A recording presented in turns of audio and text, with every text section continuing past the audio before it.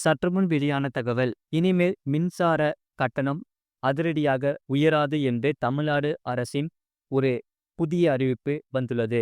அதாவது தமிழ்நாடு மின்சார வாரியம் இபி மின் கட்டண ரீடிங் முறையில் புதிய சரிபார்ப்பு முறையை கொண்டு வர உள்ளது. வீடுகளுக்கு திடீரென ஏற்படும் மிக அதிக மின் கட்டணங்களிலிருந்து பாதுகாக்கும் நோக்கில் புதிய கட்டண சரிபார்ப்பு முறையை அறிமுகப்படுத்தி உள்ளது. மீட்டர் ஆய்வு மூலம் தவறு உறுதி செய்யப்பட்ட பின்னரே அடுத்த பில்லிங் சுழற்சியில் கூடுதல் தொகை சரிபார்க்கப்படுகிறது. இந்த அணுகுமுறை நுகர்வோருக்கு தேவையற்ற சிரமத்தை ஏற்படுத்துகிறது, வாரியத்தின் பொது பிம்பத்தையும் பாதிக்கிறது என்று ஒரு மின்சார வாரிய வட்டாரங்கள் தெரிவிக்கின்றன. அந்த வகையில் தமிழ்நாட்டில் 3 கோடி ஸ்மார்ட் மீட்டர்களை கொள்முதல் செய்யும் பணி விரைவில் தொடங்கியுள்ளது. பல்வேறு நிறுவனங்கள் இந்த டெண்டரை எடுக்க ஆர்வம் காட்டி வருகின்றன. முழு வீடியோ லிங்க் கீழே இருக்கு, அதை கிளிக் பண்ணி பாருங்க. மறக்காம லைக் பண்ணிக்கோங்க.